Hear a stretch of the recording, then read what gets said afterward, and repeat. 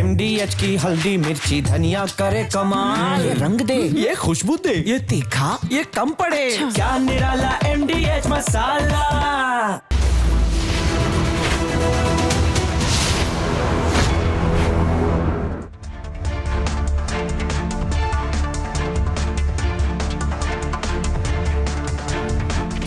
नमस्कार, आप देखना शुरू कर चुके हैं। ये भारत की बात है, देश का नंबर 1 शो।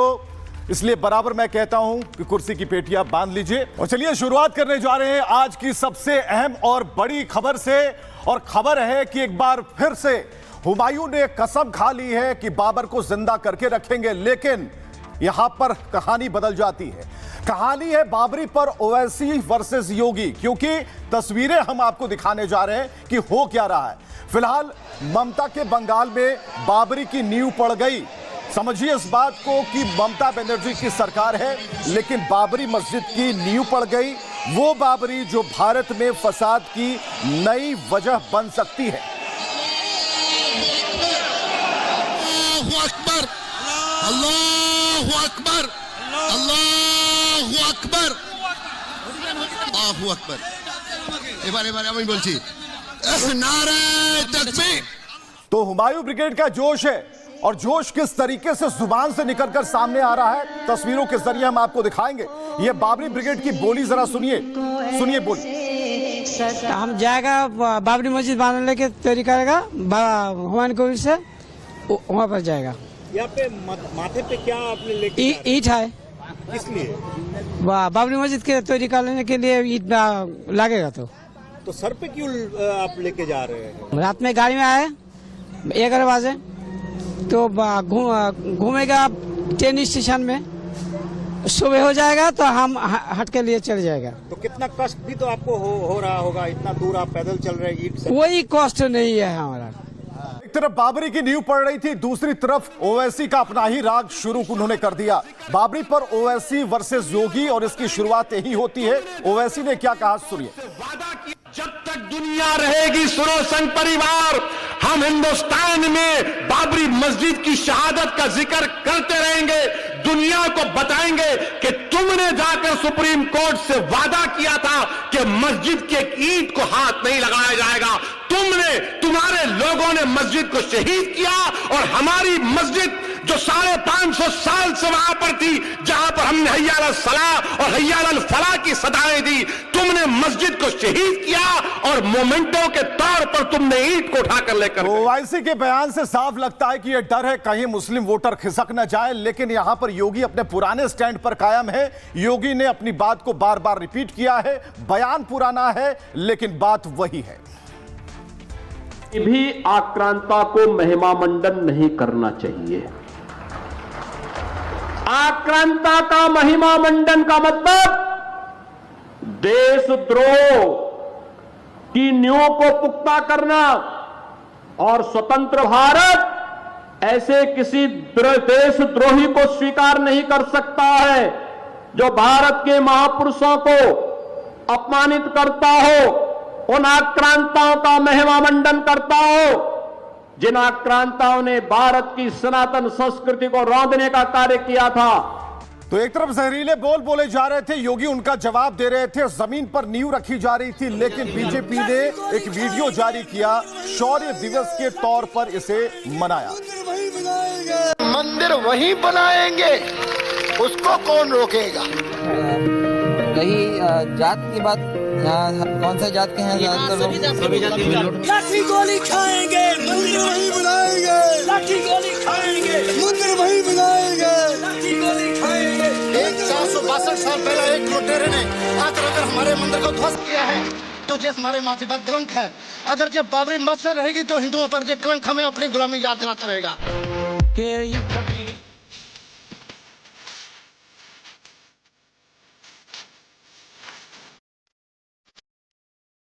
और ये जोश था खासकर बीजेपी का, और इस वीडियो को देखने के बाद भाईजान का विवादित गाना भी सामने आ गया। इस गाने के बोल क्या थे वो भी जरा देखिए। गिरा कर जिसने मस्जिद को वहाँ मंदिर बनाया है, गिरा कर जिसने मस्जिद को वहाँ मंदिर बनाया है, गिरा कर जिसने मस्जिद को वहाँ मंदिर बनाया है। आप लाठी चार्ज कीजिए, मार डालिए, हम नहीं जाएंगे, आप गोली चलाइए।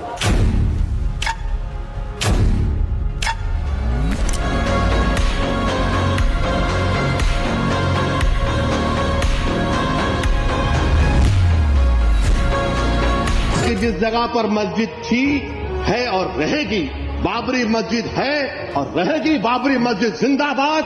अरे लातों के भूत बातों से कहां मानने वाले हैं। योगी के स्टाइल में कहें तो बाबरी ब्रिगेड को इलाज की जरूरत है, ऐसा इलाज कि फिर बाबर के नाम पर कोई मस्जिद की नींव ना पड़े,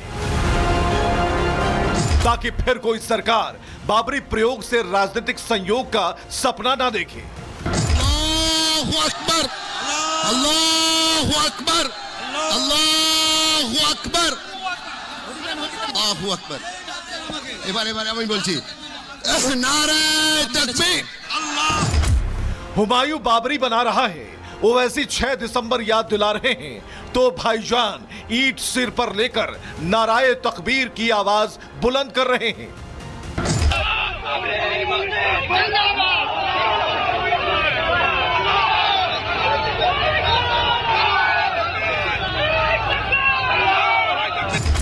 लेकिन हिंदूवादियों ने ऐलान कर दिया कि तुम एक बाबरी बनवाओगे, हम 10 इतिहास खंगालेंगे।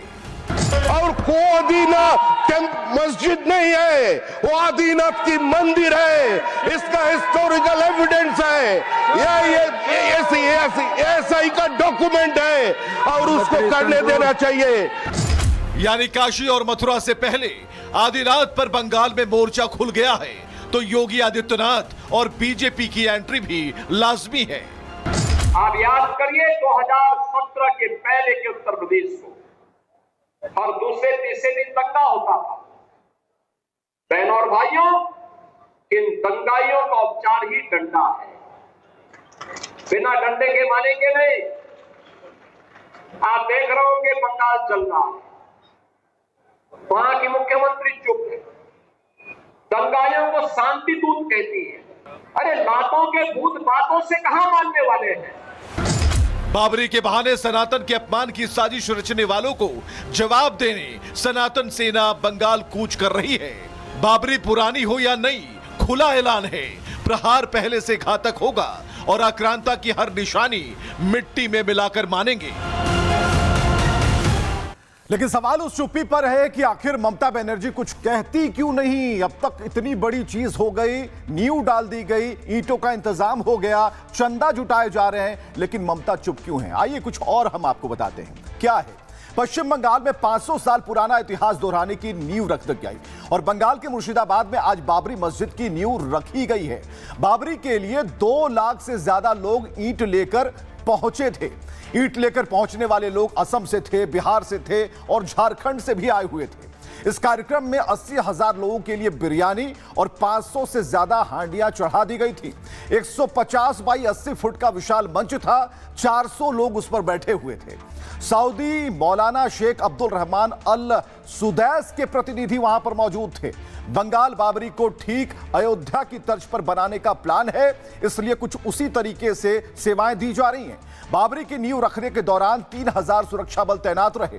कार्यक्रम की सुरक्षा में रैपिड फोर्स, बीएसएफ और लोकल पुलिस भी तैनात रही। लेकिन बाबरी की नींव पड़ते ही हिंदू वर्सेस मुस्लिम की जंग शुरू हो गई। तो हिंदू संगठनों ने विरोध में बंगाल कूच का ऐलान कर दिया है कि हम बंगाल जाएंगे। 5 लाख हिंदू बाबरी के विरोध में कल बंगाल पहुंचने वाले हैं। यानी कि बंगाल बाबरी की कहानी भी अयोध्या बाबरी के रास्ते पर ही है और यह पूरी प्लॉटिंग हो चुकी है। तो हम आपको बताते हैं कि किस तरीके से सिर पर ईंट रखकर भाईजान बाबरी जिंदाबाद के नारे लगा रहे थे। अब आप भी देखिए।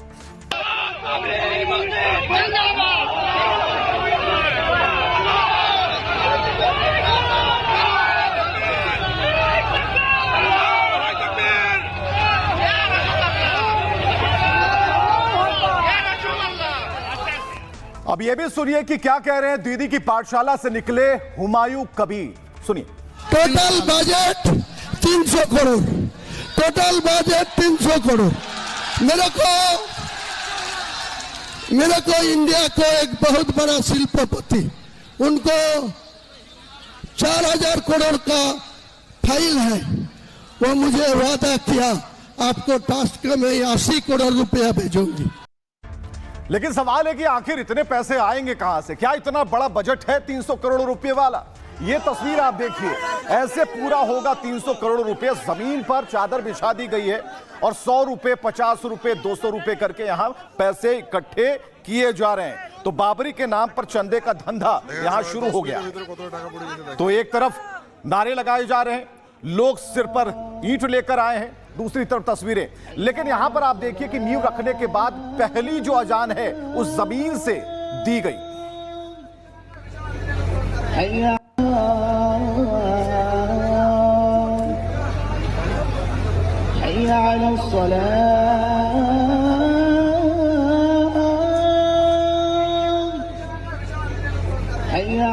नींव रखने के बाद ये पहली अजान थी और अजान की आवाज आपने सुनी, यानी ये बताया गया कि हमने नींव रख दी है। लेकिन सियासतदान क्या कह रहे हैं वो भी सुनिए।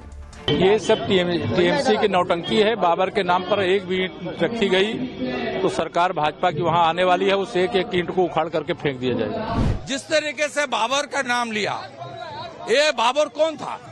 ये भारतीय नहीं था, ये बलात्कारी था, लुटेरा था। ये इसको नाम लेकर किया बिना इजाजत। ममता की पुलिस प्रोटेक्शन दिया और बंगाल में सरस्वती पूजा के लिए कोर्ट का दरवाजा खटखटाना पड़ता है। हिंदुस्तान के अंदर मुसलमान को सुकून से रहने दें। जो काम भारतीय जनता पार्टी या उसके लोग नफरत फैलाने का काम मुसलमान के खिलाफ करते हैं, आप भी वही काम कर रहे हो। आप उससे अछूते नहीं रह सकते कि आपको कोई बुरा नहीं कहेगा। मस्जिद बनानी है, मस्जिद बनाइए, क्यों तमाशा कर रहे हो? अपनी राजनीति को चमकाने के लिए तुम मस्जिद का इस्तेमाल करोगे। मस्जिद सियासत के लिए है, मस्जिद इबादत के लिए है सिर्फ। तो आपने देखा कि किस तरीके से मुंडे मुंडे मती भिन्ने की कहावत यहां चरितार्थ हो रही है। मस्जिद को राजनीति का अखाड़ा ना बनाया जाए। लेकिन तस्वीरें यहां हम आपको दिखा रहे हैं, बाबरी की याद में नमाज, यहां नमाज अदा की गई है। एक तरफ वहां पर नींव रखने के बाद पहली अजान पड़ी और यहां पर बाबरी की याद में नमाज पढ़ी गई।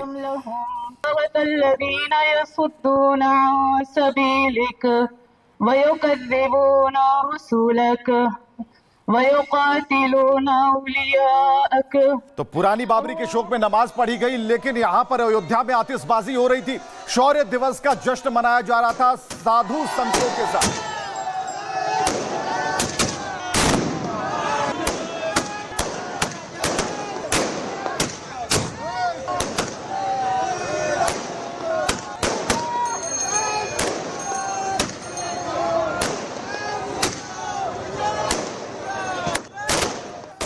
और बीजेपी ने पूरी तैयारी कर रखी थी, क्योंकि सनातन वीरों को याद करना था, उन्हें सम्मान देना था। तो ये तस्वीरें उनके लिए जो कि शहादत दी कह सकते हैं। बीजेपी ने इस वीडियो को जारी कर यही बताने की कोशिश की कि सनातनियों को किस तरीके से सम्मान दिया जाना चाहिए। एक 462 साल पहले एक लुटेरे ने आकर अगर हमारे मंदिर को ध्वस्त किया है तो ये हमारे माथे पर कलंक है। अगर जब बाबरी मस्जिद रहेगी तो हिंदुओं पर यह कलंक हमें अपनी गुलामी याद। तो बाबरी पर अभी घमासान शुरू हुआ है, लेकिन इसके दरमियान क्या क्या बातें सामने आ रही हैं उसे एक एक कर जानने की कोशिश कीजिए। 6 दिसंबर की तारीख भारत के इतिहास में बहुत बड़ी तारीख है। आज के ही दिन कार सेवकों ने अयोध्या में कार सेवा को पूरा किया था। हिंदुवादी संगठन इस दिन को शौर्य दिवस के रूप में मना रहे हैं, क्योंकि इसी कार सेवा के बाद अयोध्या में राम मंदिर का पहला रास्ता खुला। जबकि मुस्लिम समुदाय 6 दिसंबर को शहादत दिवस के तौर पर मनाता है। इसलिए बंगाल बाबरी की नींव रखने की तारीख 6 दिसंबर को ही चुनी गई, यानी कि अयोध्या बाबरी की याद में बंगाल में नई बाबरी की नींव पड़ गई। जबकि शहादत दिवस पर मुस्लिम नेताओं के लगातार बयान भी आ रहे हैं। बाबरी के बहाने ओवैसी भी जमकर जहर उगलते नजर आए। उन्होंने कहा कि संघ परिवार वाले सुन लें, जब तक दुनिया रहेगी तब तक बाबरी की शहादत का जिक्र करते रहेंगे। दूसरी तरफ योगी ने बाबरी ब्रिगेड से निपटने की तैयारी कर रखी है। बाबरी के विध्वंस की बरसी पर यूपी में चप्पे चप्पे पर पुलिस तैनात है। अयोध्या हो, लखनऊ हो, इसके साथ बड़े शहरों में योगी फोर्स हाई अलर्ट पर है। यानी कि जो भी दंगाई होंगे उन्हें बख्शा नहीं जाएगा। लेकिन ओवैसी ने इससे जरा आग देने की कोशिश की, तूल देने की कोशिश की। क्या कुछ कहा, सुनिए। मैं आपको यहां पर एक बात बताना जरूरी समझता हूं कि आज 6 दिसंबर है और आप और हम जानते हैं कि 6 दिसंबर 1992 को क्या हुआ था और बाबरी मस्जिद को दुनिया की आंखों के सामने पुलिस की मौजूदगी में मस्जिद को शहीद कर दिया गया। मगर इस बात को हमको समझना और याद रखना है कि 6 दिसंबर एक यौम सियाह है। 6 दिसंबर हमारे मुल्क के लिए एक सियाह दिन है। जिस तरह गांधी को जिस दिन मारा गया था वो यौम सियाह है। जिस दिन 6 दिसंबर 92 को मस्जिद को शहीद किया गया वो एक काला दिन था। तो वैसे की तरह दूसरे मुस्लिम और दूसरे मौलाना भी मंदिर तोड़ने की बात कर रहे हैं। राजस्थान मुस्लिम फोरम के मेंबर हैं मोहम्मद साजिद रसाई, जिन्होंने ऑन कैमरा अयोध्या में प्रभु श्री राम के मंदिर को तोड़कर फिर से बाबरी मस्जिद बनाने की धमकी दी है। देखिए, ये इंसाफ नहीं हुआ है। तो मस्जिद की जगह तो वो आज भी बाकी है। और मस्जिद के ताल्लुक से दूसरा कानून ये है कि जब एक जगह मस्जिद बन जाती है तो प्रलय तक, कयामत तक वो मस्जिद ही रहती है, उसको तब्दील नहीं कर सकता। लिहाजा इस्लामी आस्था के अनुसार आज भी वो मस्जिद है, कल क़यामत तक भी मस्जिद रहेगी। जब तक सही इंसाफ करने वाले लोग नहीं आएंगे तब तक हम लोग उनसे उम्मीद करते रहेंगे कि हम उसको लड़ाई लड़ते रहें और दुआ करते रहें और इस नाइंसाफी के खिलाफ हम आवाज उठाते रहें। वहाँ तो भव्य तरीके से अब मंदिर बन गया, तो आप क्या चाहते हैं? हाँ, तो मस्जिद भी तोड़ी गई थी। मस्जिद तोड़ी गई थी कानून के तहत। जो है जिस तरह से मस्जिद टूटी है उसी तरह से दूसरी जो नाजायज इमारत बनाई गई है वो इमारत टूट करके मस्जिद बनेगी। आज नहीं तो कल बनेगी, 100 साल बाद बनेगी, 500 साल बाद आप एक जायज जगह को तोड़ करके नाजायज एक मजहबी जगह बना सकते हैं। तो कल आने वाली नस्लें जो है इंसाफ कायम करेंगी। इंसाफ तो स्थापित होगा, आज नहीं तो कल होगा। कानून की लड़ाई लड़ेंगे या फिर कानून की लड़ाई तो हमने रिव्यू पिटीशन दाखिल की थी। अब ये नस्लें आएंगी, आइंदा कानून जो आएगा जब देखेगा किस तरह से मस्जिद बनाई जाएगी, ये तो नस्लें देखेगी। बहुत आक्रामक बात नहीं कर रहे हैं? आक्रामक बात तो मस्जिद का तोड़ना आक्रामक बात नहीं है। मस्जिद का तोड़ना आक्रामक बात नहीं हुई थी। तो ऐसे किसी भी असामाजिक तत्वों से निपटने के लिए, दंगाइयों से निपटने के लिए योगी ने पूरी फोर्स यहां पर तैनात कर दी है। यहां पर आप देख पाएंगे कि फोर्सेस सड़क पर हैं, उन्होंने मोर्चा संभाल लिया है।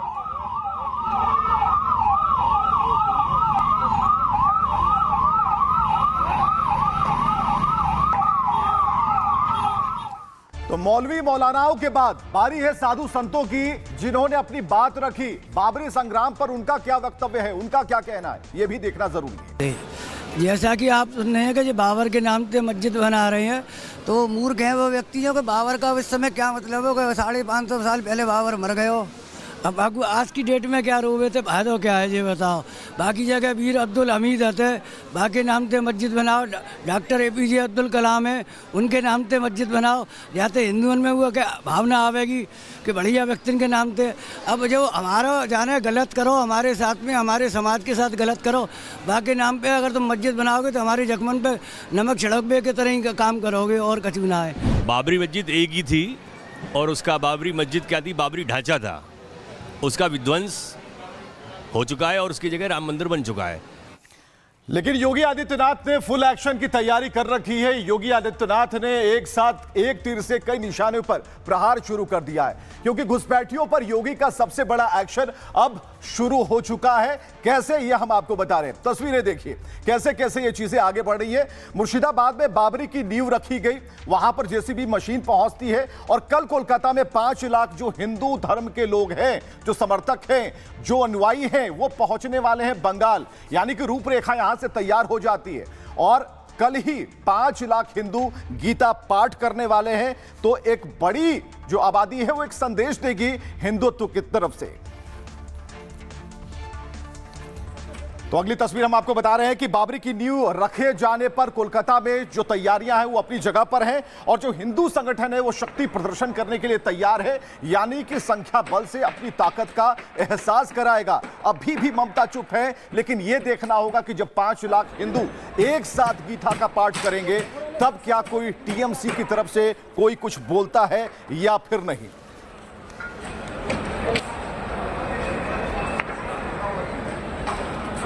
और इधर जैसा कि हमने कहा कि घुसपैठियों पर बाबा ने एक्शन शुरू कर दिया। घुसपैठियों के खिलाफ योगी का एक्शन शुरू हो गया है। अवैध बांग्लादेशियों की पहचान की जा रही है, उनसे दस्तावेज मांगे जा रहे हैं। लेकिन जो सबसे अहम बात यह है कि अब डिटेंशन सेंटर बनाने की तैयारी होगी, उसकी रूपरेखा बनकर तैयार है। आप देखिए कि एक डिटेंशन सेंटर में 15,000 घुसपैठिए को रखा जाएगा और उसका यह प्रारूप नजर आ रहा है, जिसमें पूरी तैयारी, पूरी बंदोबस्त कर लिए गए हैं। एक डिटेंशन सेंटर में 15,000 घुसपैठिए रहेंगे, यानी कि पहले उन्हें डिटेन किया जाएगा, फिर इसी जगह पर आकर उन्हें पूछताछ की जाएगी, रखा जाएगा और उन्हें बाहर का रास्ता दिखाया जाएगा।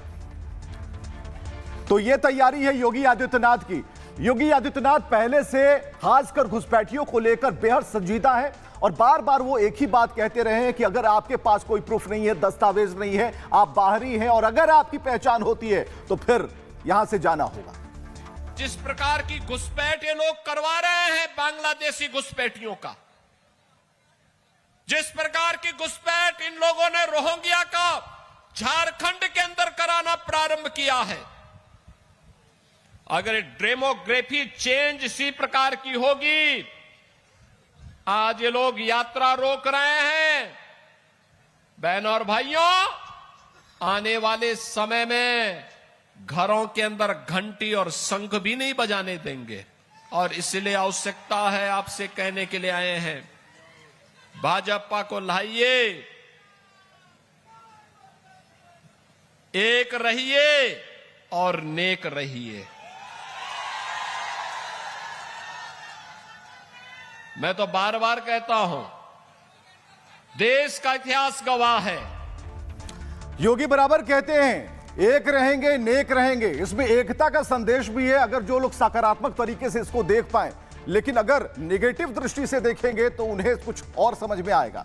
लेकिन हम आपको कुछ और बताना और समझाना चाहते हैं, क्योंकि अवैध बांग्लादेशी और रोहिंग्या पर एक्शन शुरू हो गया है। पश्चिम बंगाल में एसआईआर के डर से घुसपैठिए भाग रहे हैं। यूपी में योगी सरकार घुसपैठियों की पहचान कर रही है। दावा है कि यूपी में करीब 10 लाख घुसपैठिए रह रहे हैं। पहचान के बाद घुसपैठियों को डिटेंशन सेंटर में रखा जाएगा और यूपी में बनने वाले जो डिटेंशन सेंटर हैं, उसका एक प्रारूप यानी मॉडल सामने आया है। राज्य सरकार को हाईटेक डिटेंशन सेंटर का डेमो भेज दिया गया है, जिसे सीएम योगी आदित्यनाथ के सामने रखा जाएगा। एक डिटेंशन सेंटर में 15,000 घुसपैठियों को रखा जा सकता है। डिटेंशन सेंटर में बायोमेट्रिक वेरिफिकेशन भी होगा, फेस रिकॉग्निशन सिस्टम से यह लैस होगा, यानी कि सीसीटीवी कैमरों से भी 24 घंटे निगरानी रखी जा सकती है। डिटेंशन सेंटर में केंद्रीय बलों की तैनाती होगी, यानी सुरक्षा के पुख्ता इंतजाम। सेंटर के अंदर और बाहर 3 स्तर की सुरक्षा व्यवस्था होगी। पुरुष और महिलाओं के लिए अलग अलग बैरक यहां पर होंगे। यूपी के सभी 17 नगर निकायों में ऐसे सेंटर बनाए जाएंगे। एक एक घुसपैठिए की पहचान कर उसे डिटेंशन सेंटर में भेजे जाने की पूरी तैयारी है। तो हम आपको बता रहे हैं कि किस तरीके से योगी ने पूरी तरीके से घुसपैठियों को रोकने का प्रोग्राम बना रखा है। ममता और हुमायूं मिले हुए हैं। बीजेपी ने आरोप लगाया है, इस तस्वीर पर बीजेपी को आपत्ति है कि अगर ममता की चुप्पी है, इसका मतलब उनका मौन समर्थन है, मौन समर्थन है और कहीं ना कहीं इस बात का यहां इशारा हो रहा है, जिसको लेकर राजनीतिक हलकों में चर्चा शुरू हो गई। तो यहां पर तेलंगाना के एमएलए हैं टी राजा। उन्होंने कहा कि राम भक्त मुर्शिदाबाद में भी बनने वाली मस्जिद गिरा देंगे। खुला चैलेंज दिया उन्होंने। हुमायूं ने बाबर के ही नामक की जो मस्जिद बनाई है, बनाने दीजिए। कितनी बड़ी बनाएगा मस्जिद, बनाने दीजिए। मैं आज चैलेंज करता हूं कि भारत के राम भक्तों को ले जाकर बाबर का नाम जिस प्रकार से अयोध्या में मिटा दिया गया था, वैसे ही बंगाल भी राम भक्त जाएगा और बाबर के नाम की बनी हुई मस्जिद की एक एक ईंट को समाप्त भी करेगा। आज पूरे भारत का राम भक्त यहां संकल्प ले रहा है। तो फिर सवाल है कि जो बाबरी का खेल है, क्या ममता को नुकसान पहुंचा सकता है? जो ममता है वो किस तरीके से अपनी राजनीति कर रही है, चलिए हम आपको बताते हैं कि क्या हुआ। हुमायूं कबीर ने बंगाल में बाबरी की नींव रख दी। हुमायूं कबीर ने पहले ही ऐलान कर दिया था कि 6 दिसंबर को मुर्शिदाबाद में बाबरी की नींव रखेंगे। ममता की पार्टी टीएमसी ने ऐलान से खुद को दूर कर लिया। और 4 दिसंबर को टीएमसी ने हुमायूं को सस्पेंड कर दिया। टीएमसी ने कहा पार्टी सांप्रदायिक राजनीति में विश्वास नहीं करती। एक्शन के बाद हुमायूं ने नई पार्टी बनाने का ऐलान किया। कहा कि 22 दिसंबर को अपनी नई पार्टी की घोषणा करूंगा। विधानसभा चुनाव में 135 सीटों पर उम्मीदवार उतारूंगा। मैं टीएमसी और बीजेपी दोनों के खिलाफ चुनाव लड़ूंगा। बीजेपी ने हुमायूं और टीएमसी के मिले होने का यहां आरोप लगा दिया। बीजेपी नेता दिलीप घोष ने क्या कहा?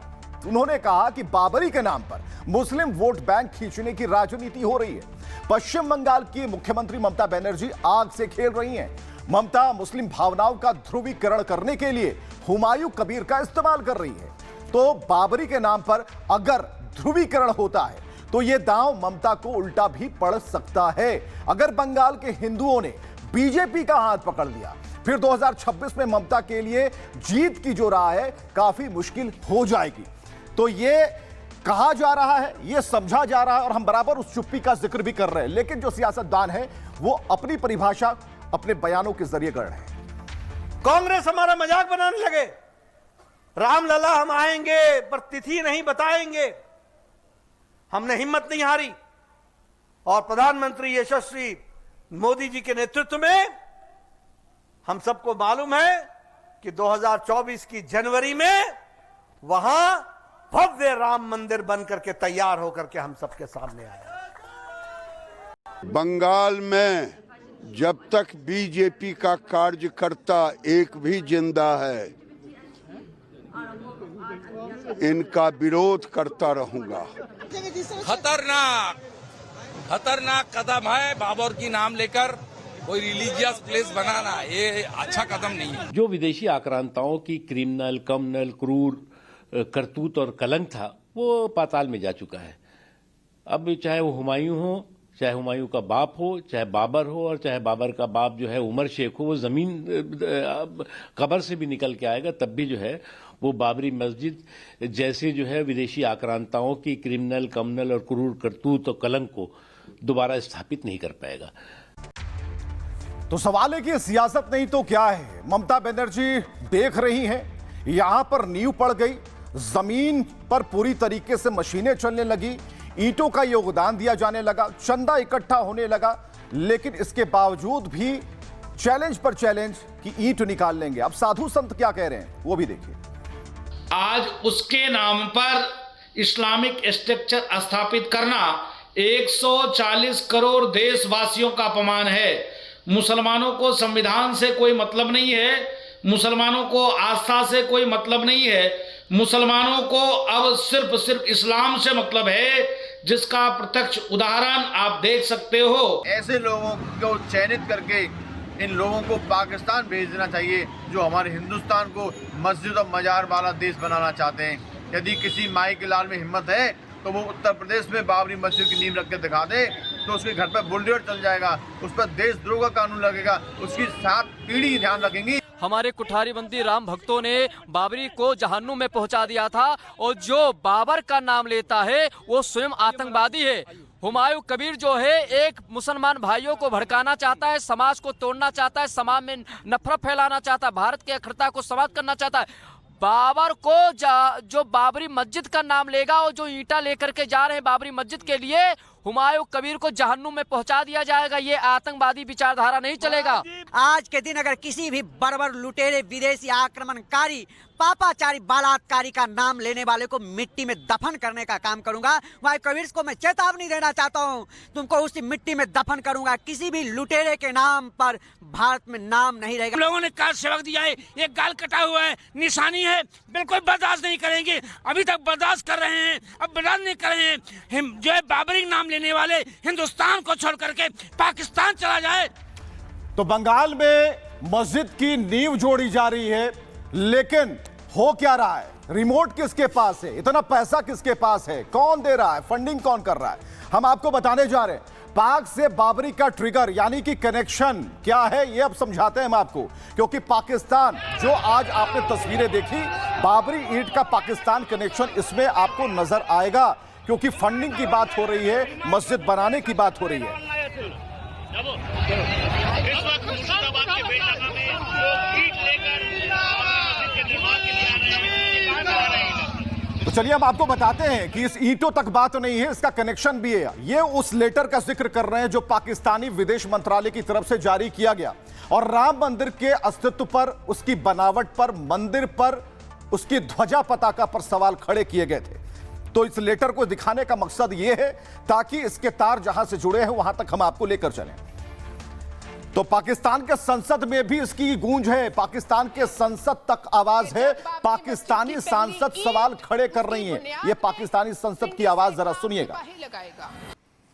वो वक्त दूर नहीं है कि जब बाबरी मस्जिद की पहली ईंट उसकी बुनियाद में पिंडी से एक आम सिपाही लगाएगा और उसमें पहली अजान पाकिस्तान का सिपह सलार आसिम मुनीर देगा। वो वक्त दूर नहीं है कि जब बाबरी मस्जिद की पहली ईंट उसकी बुनियाद में पिंडी से एक आम सिपाही लगाएगा और उसमें पहली अजान पाकिस्तान का सिपह सलार आसिम मुनीर देगा। आप देख रहे हैं कि पाकिस्तान से आवाज आ रही है, पाकिस्तानी सांसद अलग ही राग में मुनीर का नाम लेकर नंबर बढ़ाए जा रहे हैं। लेकिन यहां पर पाकिस्तान का जो मौलाना है वो भी कह रहा है कुछ मत देखो, घुस जाओ भारत में। अब देखिए उनकी भी बात। जब वो बाबरी मस्जिद गिरी थी ना, पुरानी बात है, तो हमारे महल्ले में एक बड़े अच्छे नमाजी आदमी थे, उन्होंने कहा कि पाकिस्तान आर्मी को चाहिए कि बाबरी मस्जिद गिरी है इंडिया में, घुस जाए बस, ऐसे ना घुस जाए बस। और ये मुनाफिक हैं।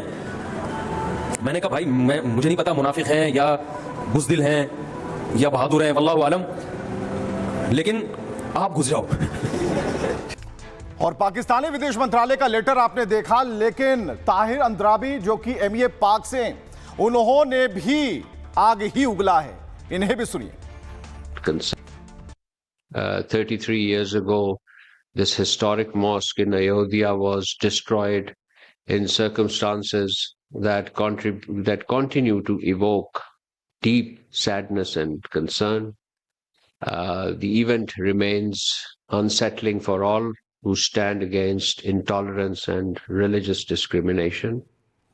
तो एजेंडा साफ दिख रहा है और पूरी पिक्चर क्लियर है कि मुनीर चाहता क्या है और मुनीर के मन में क्या चल रहा है। अपना देश संभल नहीं रहा और भारत पर वो नजरें गड़ाए हुए हैं। चलिए हम आपको बताते हैं मुनीर के दिल में क्या है।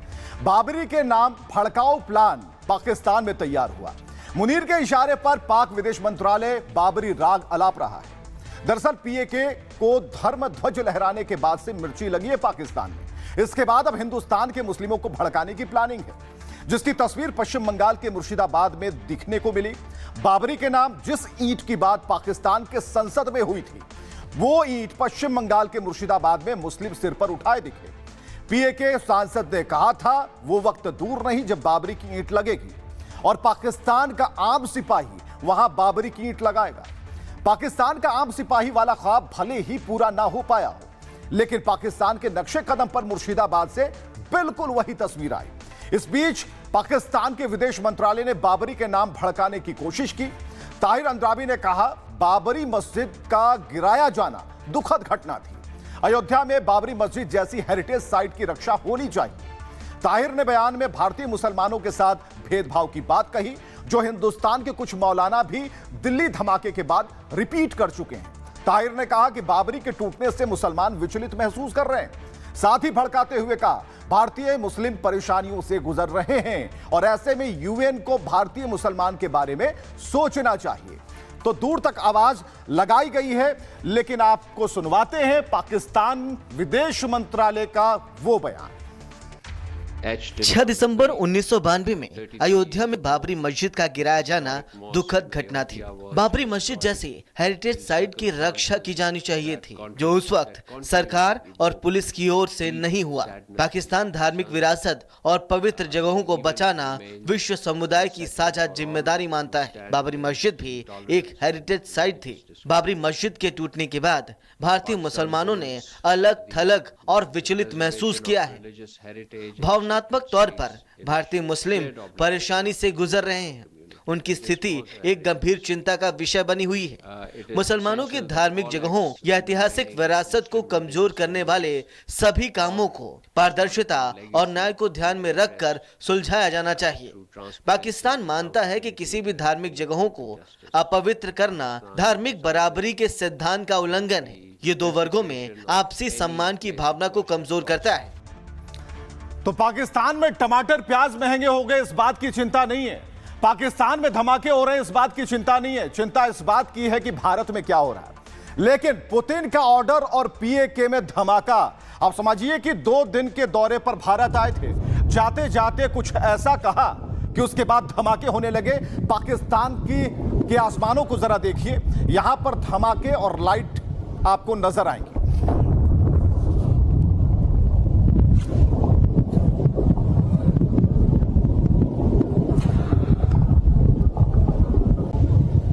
तो अफगानिस्तान की तरफ से पाकिस्तान में सैन्य पोस्ट को निशाना बनाया जा रहा है। तो सैन्य पोस्ट को निशाना बनाया जा रहा है। कई तस्वीरें आई हैं। अफगानी आर्मी ने पाक में ताबड़तोड़ हमले किए हैं। एक नहीं बल्कि कई एंगल से ये तस्वीरें देखनी जरूरी है, क्योंकि पुतिन ने जाते जाते क्या कुछ कहा ये हम आपको जरूर बताएंगे। लेकिन फिलहाल आसमान में चमकीले तारों को नहीं बल्कि आफत वाले बमों को देखिए।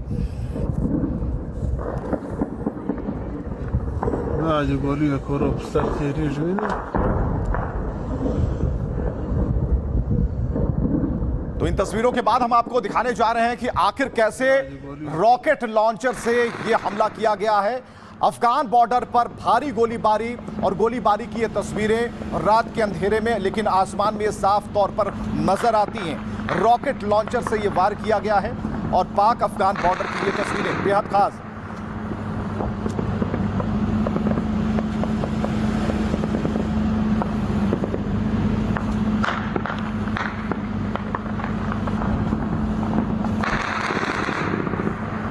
लेकिन एक सीसीटीवी फुटेज भी हम आपको दिखाते हैं कि जो हमले हो रहे थे, ये सीसीटीवी फुटेज, ये हमला कितना खतरनाक था। इस तस्वीर में नजर आता है कि पल भर में सब कुछ खत्म हो जाता है। तो पाकिस्तान में आर्मी कैंप पर हमले का दावा किया जा रहा है और उससे जुड़ी ये सीसीटीवी फुटेज हम आपको दिखा रहे हैं, जिसमें साफ तौर पर दिखता है कि धमाका जोरदार था।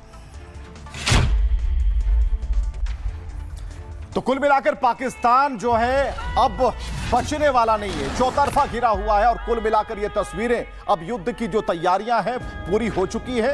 अफगानिस्तान ने मोर्चा संभाल लिया है। अपने जितने भी धुरंधर जो उनके सैनिक हैं उनकी तैनाती हो चुकी है।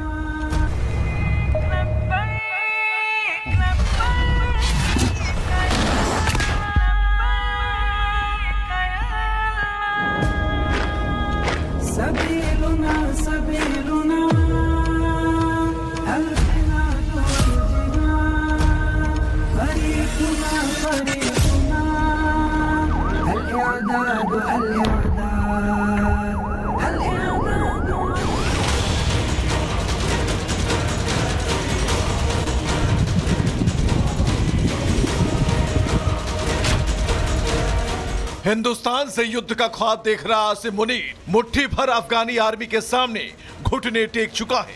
पहले घर में पिटा, अब बॉर्डर पर पिट रहा है। अफगान की तरफ से हमले हो रहे हैं और पूरे पाकिस्तान में मातम पसरा है। पाकिस्तान पर हमले की शुरुआत रूसी राष्ट्रपति पुतिन के उस स्टेटमेंट के बाद शुरू हो गई, जिसमें उन्होंने कहा था अफगानिस्तान आतंक के खिलाफ है। फिर क्या था, रूस का साथ मिलते ही अफगानी बॉर्डर पर बदलापुर का ट्रेलर रिलीज कर दिया, जिसका जवाब ना तो शहबाज के पास है और ना तो वर्दीधारी मुल्ला मुनीर के पास। ये तो शुरुआत है, आगे आगे देखिए कैसे पाकिस्तान ढोल की तरह दोनों तरफ से बजने लगता है, क्योंकि अब हिंदुस्तान ने भी तैयारी पुख्ता कर ली है। तो चलिए आपको समझाते हैं कि आखिर वो कौन सा बयान, कौन सा इशारा था पुतिन का, जिसके बाद धमाके पर धमाके होने लगे। ये ऊर्जा का संचार हो कैसे गया, तो समझते हैं आखिर पुतिन ने कैसा क्या कर दिया। पाकिस्तान के नैरेटिव को पुतिन ने एक झटके में ही खत्म कर दिया, जब उन्होंने कहा तालिबान आतंकवाद के खिलाफ लड़ रहा है। भारत से दिए इस बयान के फौरन बाद अफगान एक्शन में आ गया। पाकिस्तान और अफगानिस्तान के सीमा पर भारी गोलीबारी हुई है। दोनों मुल्क ने एक दूसरे पर अटैक करने का आरोप लगाया, लेकिन इस गोलीबारी में पाकिस्तान को भारी नुकसान हुआ। दावा है कि अफगानिस्तान के हमले में कई पाकिस्तानी सैनिक मारे गए और इसके बाद पाकिस्तान ने भी जवाबी हमले की धमकी दी। हालांकि अफगानी सरकार पीएके को जवाब देने के लिए तैयार है। अफगान सरकार के प्रवक्ता जबीउल्लाह मुजाहिद ने कहा कि पाकिस्तान ने कंधार प्रांत के स्पिन बोल्ट इलाके में जिले में हमले किए हैं। तो ये एक बड़ी बात कही गई। दोनों मुल्कों के बीच लगातार फायरिंग चल रही है। तो अब हम आपको बताते हैं कि जो रक्षा विशेषज्ञ हैं इस मसले को बहुत करीब से देख रहे हैं, क्या कहते हैं और किस तरीके से इसे भविष्य की दृष्टि से देखते हैं, सुनिए। हमला करने के लिए टीटीपी के लड़ाके हमेशा तैयार रहते हैं, क्योंकि उन्हें कुछ भी नहीं चाहिए, बस एक रॉकेट प्रोपेल्ड ग्रेनेड, एक AK-47 और मैगजीन में 20 या 40 कारतूस। वो इसके साथ डुरन लाइन के ऊपर जो पाकिस्तान के ऑब्जर्वेशन पोस्ट हैं, बॉर्डर पोस्ट हैं, उसके ऊपर हमला कर देते हैं। पाकिस्तान की जो फ्रंटियर कोर है उसके जवान डर के मारे अपनी पोस्ट छोड़कर भाग जाते हैं। यह कार्रवाई या यह कहानी हर हफ्ते, हर महीने रिपीट हो रही है। तो पाकिस्तान के खिलाफ अफगानिस्तान के हमले और तेज हो गए हैं। तस्वीरें बयान कर रही हैं कि मुल्ला मुनीर का कुछ चल नहीं रहा। अफगानिस्तान की जो फौज है लगातार धमाके पर धमाके कर रही है। ये कोई पटाखे नहीं है, बल्कि ये धमाका है जो अफगान की तरफ से पाकिस्तान पर किया जा रहा है।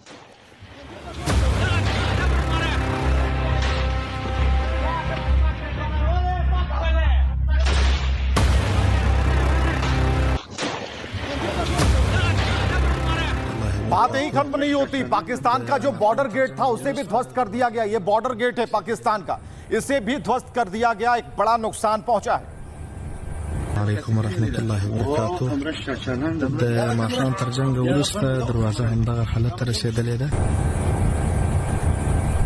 तो अफगानी आर्मी जो है वो इतनी दक्ष है कि वो पहाड़ों पर या फिर जमीन पर एक जैसे हमले करती है और इन पहाड़ी पथरीले रास्तों पर भी हमला करना उनके लिए बेहद आसान है। वो छिपने में माहिर होते हैं, गुरिल्ला युद्ध में माहिर होते हैं।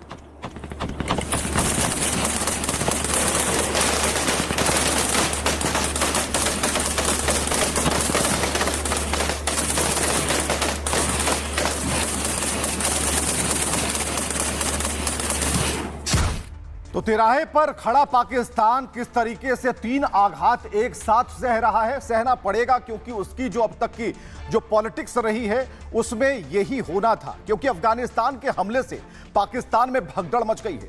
कंधार के स्पिन बोल्दक पे दोनों देश की सीमा सेनाएं जो हैं वो अब आमने सामने हैं। बॉर्डर पर दोनों तरफ से अत्याधुनिक हथियारों का इस्तेमाल हो रहा है। हमले इतने तेज हैं कि डुरंड लाइन के दोनों ही तरफ आम लोग भाग रहे हैं इधर उधर। दरअसल इस युद्ध की शुरुआत पाकिस्तानी सेना की तरफ से हुई है। सीडीएफ बनते ही आसिम मुनीर ने अफगानिस्तान पर हमले के आदेश दे दिए, जिसके जवाब में रात भर अफगानिस्तानी आर्मी ने गोली और बम दागे। और इस बीच पाकिस्तान को भारत ने फिर से बड़ी चेतावनी दी है। पीएम मोदी आतंकी मुल्क को हद में रहने की नसीहत दे रहे हैं। उन्होंने कहा कि पाकिस्तान ने बार बार आतंकी हमले करवाए, लेकिन पाकिस्तान की इस गुस्ताखी का जवाब जरूर मिलेगा। तो वहीं रूस के राष्ट्रपति पुतिन भी आतंकवाद के खिलाफ हैं। उन्होंने कहा कि आतंक के खिलाफ रूस हमेशा भारत के साथ है, किसी भी हाल में आतंकवाद को बढ़ावा नहीं दिया जा सकता है। यानी कि पाकिस्तान पर अब 3 तरफ से हमले की पूरी गारंटी है। तो हम आपको बता रहे हैं कि पीएम ने पहले ही कई मंचों से कहा कि आतंकवाद से लड़ने की प्राथमिकता जो है वो हमारी पहली है और शांति के दूत तो हम हैं। आतंकवाद के विरुद्ध लड़ाई में भारत और रूस ने लंबे समय से कंधा मिलाकर सहयोग किया है। पहलगाम में हुआ आतंकी हमला हो या क्रोकस सिटी हॉल पर किया गया कायरतापूर्ण आघात, इन सभी घटनाओं की जड़ एक ही है। भारत का अटल विश्वास है कि आतंकवाद मानवता के मूल्यों पर सीधा प्रहार है और इसके विरुद्ध वैश्विक एकता ही हमारी सबसे बड़ी ताकत है।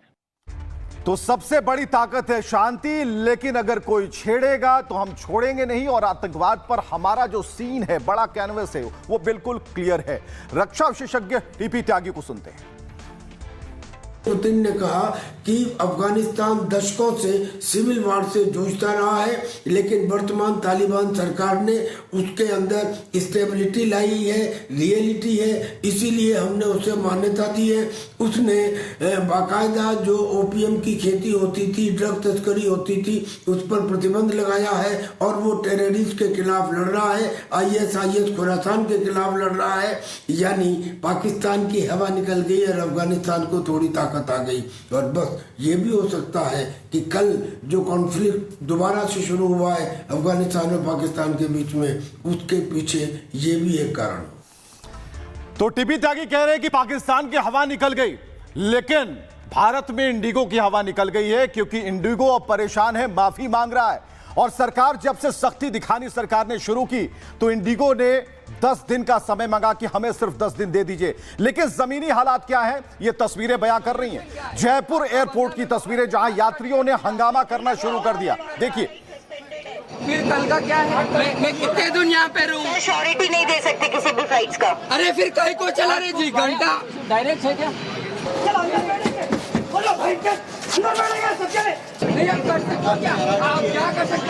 तो इंडिगो के कर्मियों को समझ में नहीं आ रहा कि क्या जवाब दें। अब तक जवाब नहीं मिला, सिर्फ माफीनामा मिला। 10 दिन का वक्त मांगा जा रहा है। लेकिन इसके अलावा तस्वीरें दिखा रहे हैं हम आपको।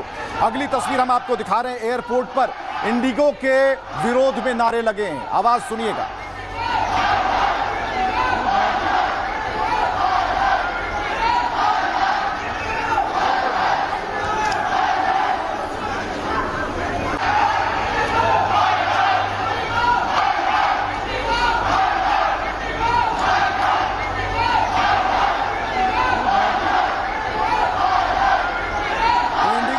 के नारे लग रहे हैं, लेकिन आप जानिए कि यात्रियों की परेशानी किस कदर बढ़ी हुई थी।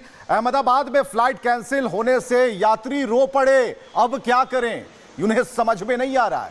ये तस्वीरें अहमदाबाद से हैं। यात्रियों के आंसू निकल गए, आंसू पोंछते हुए बाहर की तरफ आ रहे हैं। अगली तस्वीर इसके अलावा हम आपको दिखा रहे हैं मुंबई से, जहां इंडिगो की लापरवाही सामने आई है।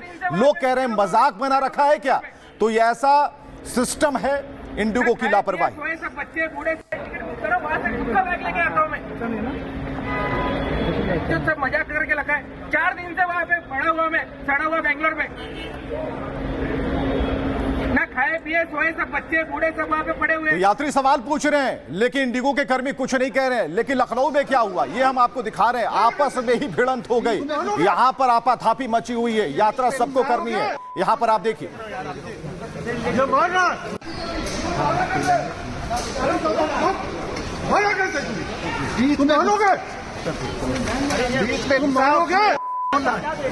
तो यात्रियों के साथ कुछ ऐसा बर्ताव हो रहा है। लेकिन इसके बाद की तस्वीरें जरा झकझोर देगी उन लोगों को जो नौकरी करते हैं, प्राइवेट नौकरी करते हैं। ये बंदा कह रहा है कि मुझे नौकरी से ना निकाले, हमारे बॉस तक ये खबर पहुंचा दो। और ये गलती किसकी है ये भी बता दो। बॉस को संदेश भेज दिया जाए कि मेरे बॉस को संदेश भेज दिया जाए कि मेरे को निकाले ना। अभी सुबह से बैठा हूँ। ठीक है सर, मत रोइए सर, मत रोइए।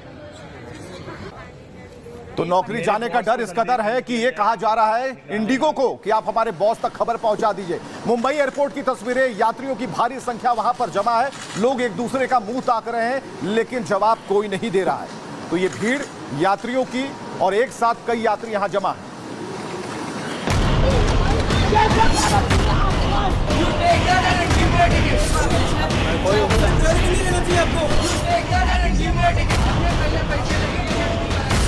इंडिगो के विमान आसमान से जमीन पर धड़ाम हो गए।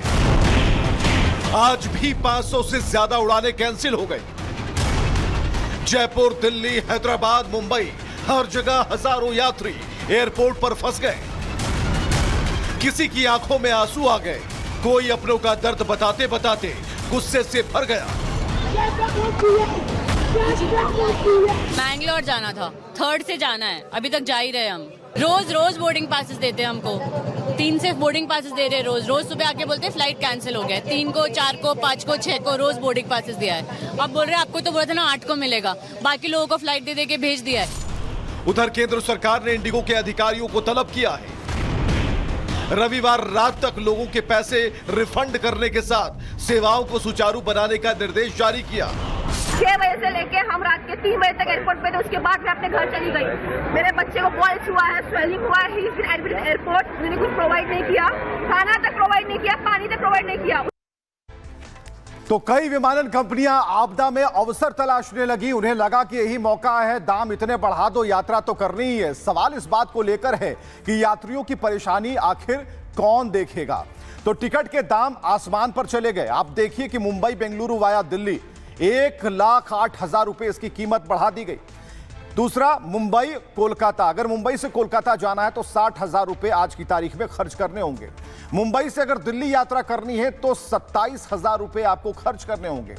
मुंबई से हैदराबाद अगर आपको जाना है तो 60,000 रुपए लगेंगे। पैसे हैं तो यात्रा कीजिए।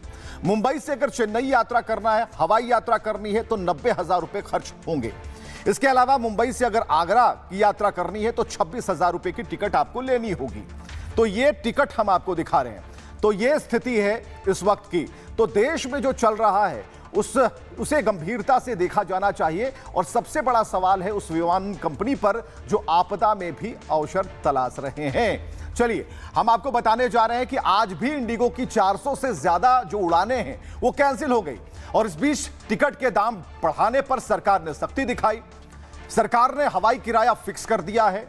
उन्होंने कहा कि बस इतनी ही फीस लगेगी अगर यात्रा करनी है। सभी एयरलाइंस पर फेयर का जो कैप है उसे लागू कर दिया गया। सरकार ने उचित किराया सुनिश्चित करने का आदेश दिया है और 500 किलोमीटर तक हवाई सफर में 7500 रुपए किराया लगेगा। 7,500, 500 से 1000 तक किलोमीटर तक की यात्रा में 12,000 रुपए किराया आपको देना होगा। 1000 से 1500 किलोमीटर तक की अगर आपने यात्रा की तो 15,000 रुपए किराया देना होगा। यह फिक्स है, यह किया गया है। 1500 किलोमीटर के अगर ऊपर अधिकतम 18,000 रुपए का किराया लिया जा सकता है। तो आदेश में बिजनेस क्लास को शामिल नहीं किया गया है। इस आदेश में केंद्र सरकार ने रिफंड को लेकर भी सख्ती दिखाई है। सिविल एविएशन मिनिस्ट्री ने इंडिगो को निर्देश जारी कर दिया, रविवार रात 8 बजे तक कैंसिल टिकट के पैसे रिफंड कीजिए। यात्रियों के लगेज भी 48 घंटे में लौटा दिए जाएं, यह कहा गया है। तो सरकार ने सख्ती यहां पर दिखाई है। चलिए, जो वहां पर यात्री परेशान है, जो जूझ रहे इन समस्याओं से, उनका क्या कहना है, सुनिए। जब आपका फ्लाइट कैंसिल हुआ था तो आपने क्यों बुकिंग किया? हम जब वहाँ पे सब टिकट के बाद चले गए तभी भी ये लोग अपनी बुकिंग का चालू कर रहे थे। उन्होंने झूठ बोला कि आपका टिकट बुक हो चुका है, आप जाओ। वहाँ पे क्रू मेंबर्स है, इंडिगो एयरलाइंस सब वहाँ पे था।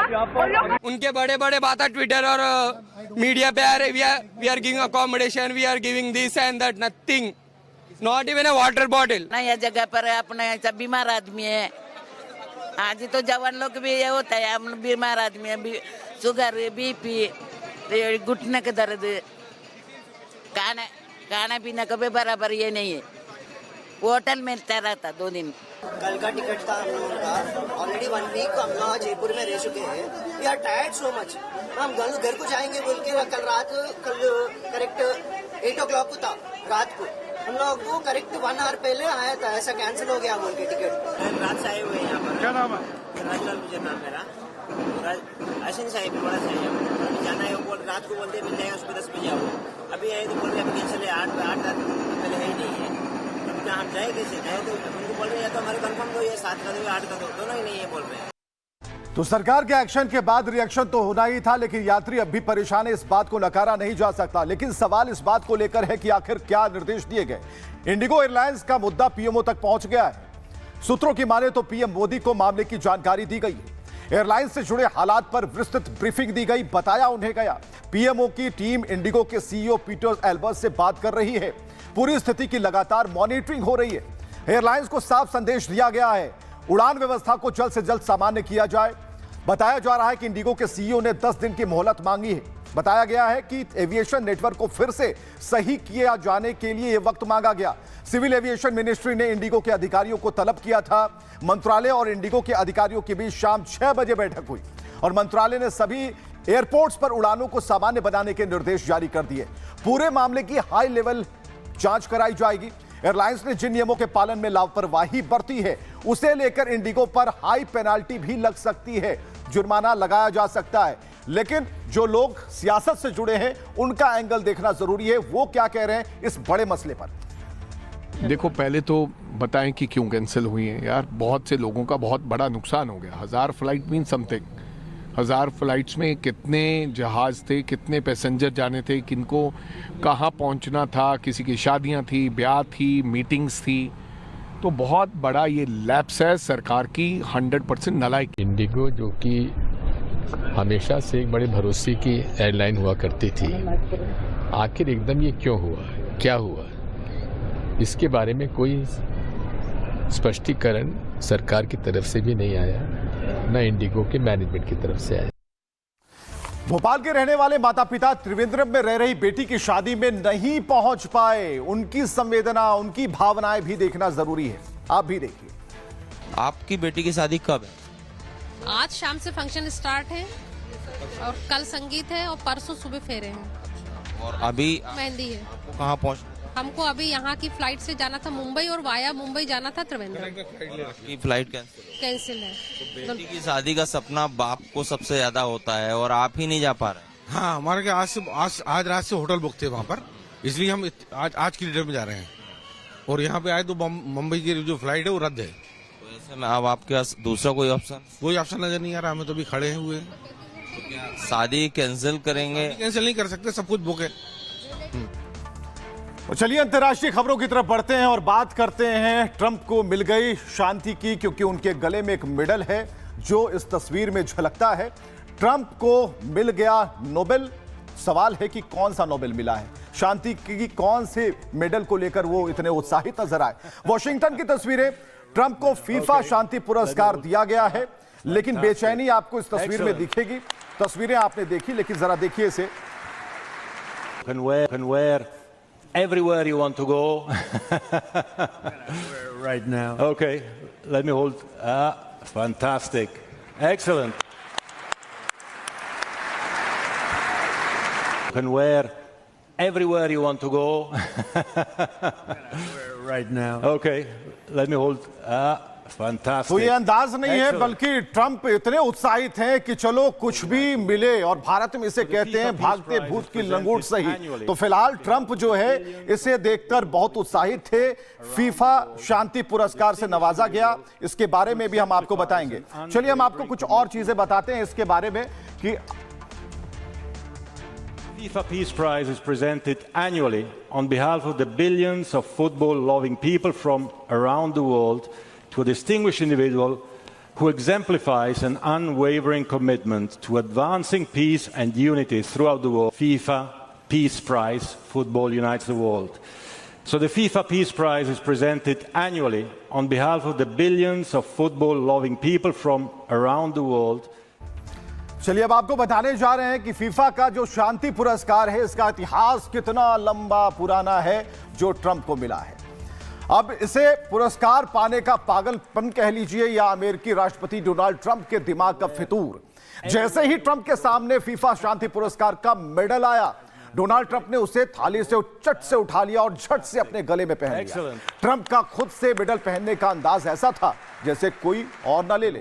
तो सवाल ये, आखिर डोनाल्ड ट्रंप ने ऐसा किया क्यों?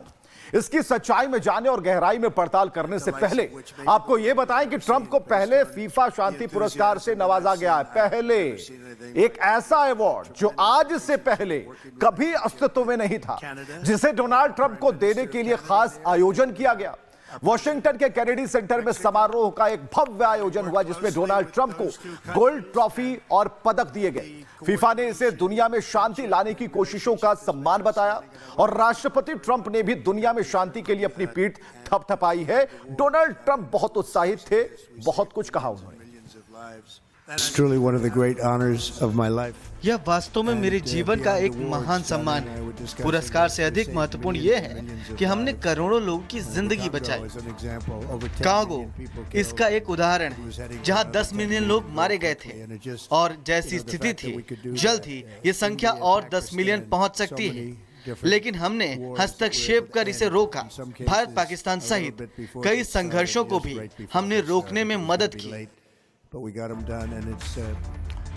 लेकिन सवाल यह है कि आखिर फीफा कब से शांति पुरस्कार देने लगा, और यह भी कि फीफा का पहला शांति पुरस्कार डोनाल्ड ट्रंप को ही क्यों दिया गया। इस पर तमाम तरह के विवाद, लोग इसे डोनाल्ड ट्रंप को खुश करने की कोशिश बता रहे हैं। रिपोर्ट्स के मुताबिक फीफा शांति पुरस्कार पर फीफा काउंसिल में कभी चर्चा ही नहीं हुई। इस बात पर भी कभी चर्चा नहीं हुई कि फीफा शांति पुरस्कार किसे दिया जाना है। आरोप है कि फीफा के चेयरमैन ने ट्रंप को खुश करने के लिए यह सब कुछ किया, क्योंकि फीफा के स्पोर्ट्स एक स्पोर्ट्स बॉडी है और इसे federation of international football association के नाम से जानते हैं, जो दुनिया भर में फुटबॉल और समुद्र किनारे फुटबॉल यानी कि बीच फुटबॉल की इंटरनेशनल गवर्निंग बॉडी है। इसका मुख्यालय स्विट्जरलैंड के ज्यूरिख में है और जो फुटबॉल का प्रचार प्रसार करती है। तो फीफा चेयरमैन क्या कह रहे थे, क्योंकि वो भी उत्साहित थे, उनकी भी सुनिए।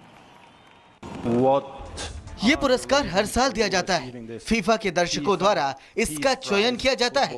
ये पुरस्कार उन्हें दिया जाता है जिसका दुनिया में शांति और एकता को बढ़ाने में बड़ा योगदान रहा है। सर, डोनाल्ड ट्रंप की दिली तमन्ना थी कि उन्हें नोबेल का शांति पुरस्कार मिले। ट्रंप इसके लिए दावे भी कर चुके थे और कई देश उनके नाम को आगे भी बढ़ा चुके थे। लेकिन इस बार का जो नोबेल शांति पुरस्कार है, वेनेजुएला की विपक्षी नेता मारिया कोरिना मचाडो को मिल गया। नोबेल का शांति पुरस्कार केवल उसे ही दिया जाता है जिसने दुनिया में शांति की दिशा में बड़ी पहल की हो।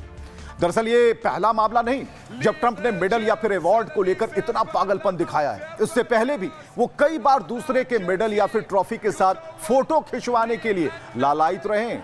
ये तस्वीर एक फुटबॉल मैच की है जब ट्रंप को चेल्सी फुटबॉल टीम को अवार्ड देने के लिए बुलाया गया था। अवार्ड देने के बाद ट्रंप को मंच से उतर जाना चाहिए था, लेकिन वो मंच पर जमे रहे और खिलाड़ियों के जश्न में खुद को भी शामिल कर लिया। और चलिए आगे बढ़ते हैं और अब बात करते हैं दूसरे चंक की, और हम उस खबर पर चलते हैं जो हमारे दो के पैटर्न पर काम करती है। हम आसाम की बात कर रहे हैं, हिमंता बिस्वा शर्मा की बात कर रहे हैं, जिन्होंने एक नियम बनाया, 2 बच्चे सबसे अच्छे। क्यों? क्योंकि अब एक नया नियम लागू किया गया है।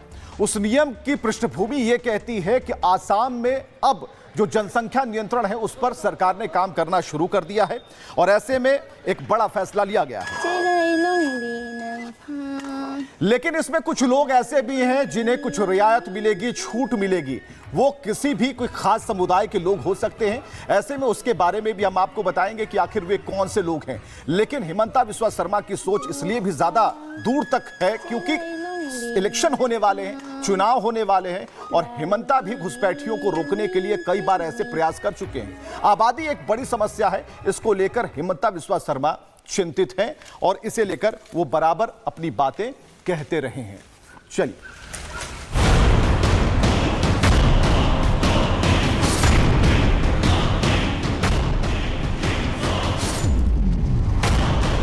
दिल्ली से गुवाहाटी तक माहौल गर्म है। असम सरकार ने आज बड़ा फैसला लिया है। सरकार ने 2 बच्चों वाली पॉलिसी आगे बढ़ाने का ऐलान कर दिया। मतलब राज्य में 2 बच्चों वाली पॉलिसी लागू रहेगी, लेकिन कुछ समुदायों को इसमें छूट मिलेगी। दरअसल अगले साल असम में चुनाव है। ऐसे में हिमंता सरकार कोई चूक नहीं करना चाहती। एक तरफ असम में हिमंता चुनावी तैयारी में लगे हैं, दूसरी तरफ बिहार में चुनाव हारने के बाद तेजस्वी की नींद नहीं खुली। चुनाव में जीत हार की समीक्षा किए बगैर तेजस्वी विदेश में मौज मस्ती के लिए निकल गए हैं। देखिए, हार से इतना ज्यादा दब गए हैं जो पब्लिक में आना ही नहीं चाहते हैं। तो ये जो फॉर्मूला है वो साफ तौर पर दिखाता है कि किस तरीके से बातें आगे बढ़ रही हैं और इलेक्शन ही नहीं बल्कि जनसंख्या पर नियंत्रण करना भी एक मुख्य उद्देश्य यहां पर सामने नजर आ रहा है। चलिए हम बात करते हैं, असम में हिमंता सरकार ने बहुत बड़ा फैसला लिया है। 2 बच्चों की नीति आगे बढ़ाने का ऐलान कर दिया। इसी नीति पर काम करेंगे। जिनके 2 से ज्यादा बच्चे होंगे उन्हें सरकारी नौकरी नहीं मिलेगी। 2 से ज्यादा बच्चे वाले सरकारी फायदा नहीं ले पाएंगे, खासतौर से वे फायदे जिससे सरकारी काम मिलने की उम्मीद हो। 2 से ज्यादा बच्चे वाले स्थानीय या फिर निगम चुनाव भी नहीं लड़ पाएंगे। हालांकि सरकार ने इस नीति में कुछ समुदायों के लिए थोड़ी ढील दी है। इन समुदायों को 3 बच्चे पैदा करने की छूट दी गई है।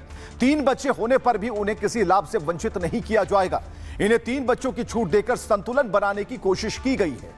तो अनुसूचित जाति की अगर हम बात करें तो अनुसूचित जाति जनजाति चाय बगान के मजदूर इसमें आएंगे जिन्हें छूट मिलेगी, माटक ग्रुप जिन्हें इसकी छूट मिलेगी, रियायत मिलेगी, 3 बच्चे पैदा कर सकते हैं। इसलिए खबर यह है कि बढ़ती जनसंख्या पर लगाम लगाना है। लेकिन दरअसल असम सरकार छोटे परिवार पर ज्यादा जोर दे रही है। सरकार का छोटे परिवार और कम उम्र में शादी रोकने पर रोक है। अगर कोई लड़की 18 या फिर लड़का 21 से पहले शादी कर लेता है तो उसे भी सरकारी नौकरी और योजनाओं का लाभ नहीं मिलेगा। तो पूरी तरीके से इसे एक प्लान किया गया है। चलिए हम जरा देखते हैं कि राजनीतिक हलकों में और क्या खबर है आपके लिए। तो बिहार में आप देख पा रहे हैं कि अब बिहार में जेडीयू अपनी पार्टी को विस्तार देने में जुटी है और बिहार में नीतीश कुमार की नेतृत्व में पार्टी अब विस्तार ले रही है, यानी कि यहां सदस्यता अभियान चलाया जा रहा है। लेकिन ठीक इसके उलट क्या हो रहा है, इस तस्वीर के बाद राहुल की राह पर तेजस्वी निकल पड़े हैं, यानी कि चुनाव में नंबर कम आए, नेता विपक्ष बने, लेकिन अभी भारत में नहीं है, सदन चल रहा है। हम तस्वीरें आपको इसलिए दिखा रहे हैं कि मात्र 2 से 3 दिन ये सत्र में मौजूद रहे, सदन में मौजूद रहे, लेकिन उसके बाद से पता चला कि वो कहीं चले गए हैं। सवाल ये है कि आखिर जो तेजस्वी हैं वो कहां गायब हो गए। मैं तेजस्वी प्रसाद यादव जो विधानसभा का सदस्य निर्वाचित हुआ हूं, सत्य निष्ठा से प्रतिज्ञान करता हूं कि मैं विधि द्वारा स्थापित भारत के संविधान के प्रति सच्ची श्रद्धा और निष्ठा रखूंगा। मैं भारत की तो लबलुआब यही है कि तेजस्वी यादव को जन समस्याओं के लिए सदन में रहना जरूरी था, लेकिन तेजस्वी यादव सदन में नहीं है। सवाल है कि तेजस्वी यादव कहां हैं।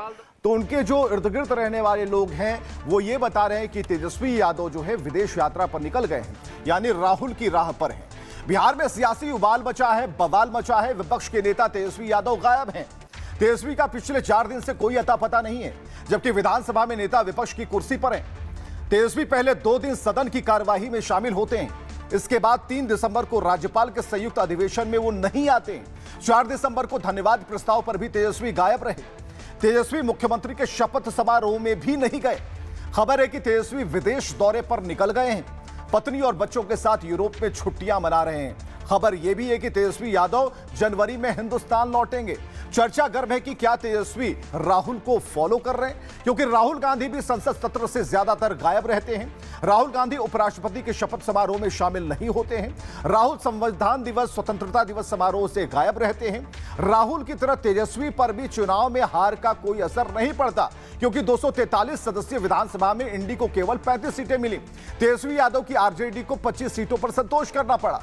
तो ऐसे में आरजेडी के दिग्गज नेता चुप है, एनडीए यहां पर हमलावर है। एनडीए बराबर पूछ रही है कि तेजस्वी यादव है कहां। चलिए हम आपको बताते हैं कि किस तरीके से तेजस्वी यादव पर तरह तरह के सवाल खड़े हो रहे हैं। चलिए हम आपको बता रहे हैं कि जो प्रतिक्रियाएं हैं वो आनी शुरू हो गई। जीतन राम मांझी ने कहा कि तेजस्वी मुंह दिखाने के लायक नहीं है। चुनाव के बाद शपथ का दावा कर रहे थे।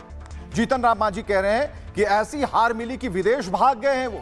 तेजस्वी विधानसभा के गैर जिम्मेदार नेता प्रतिपक्ष हैं, उन्हें विधानसभा की अहमियत समझनी चाहिए।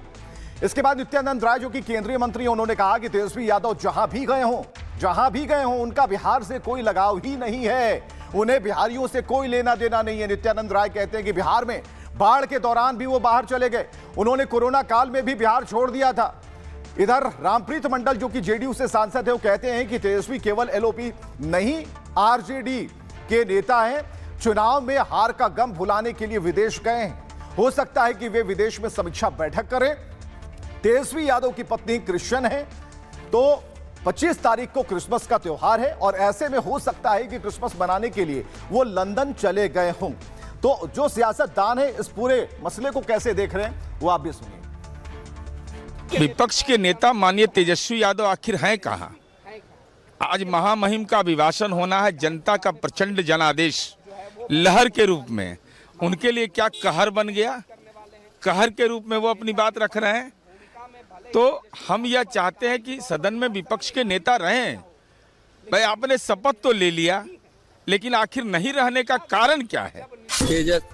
तो तेजस्वी की तलाश जारी है, लेकिन जीवन को जीने के लिए जो सूत्र हैं उन्हें तलाशने की जरूरत नहीं है, क्योंकि हमारे आसपास होते हैं। तो आज का सूत्र क्या है? आज का सूत्र है, शास्त्रों में कहा गया है हमें मुश्किल समय में अत्यधिक दुखी और अच्छे समय में अत्यधिक प्रसन्न होने से बचना चाहिए। जब हम सुख दुख में संभाव में रहना सीख लेते हैं, तब हमारे जीवन में शांति आती है। जितना अधिक हम अपने जीवन को सरल रखते हैं, उतना ही मन शांत रहता है। तो आज का सूत्र आपके जीवन को भी एक नई दिशा देगा। आप जहां भी रहें, मस्त रहें, तंदुरुस्त रहें, अपनों के साथ रहें, और हाँ, रिपब्लिक भारत जरूर देखते रहें। जय हिंद। अब आया असली स्वाद। अब आया स्वाद। जब स्वाद के पड़े हो लाले, तो MDH का चंकी चाट मसाला डालें। MDH का चंकी चाट मसाला। MDH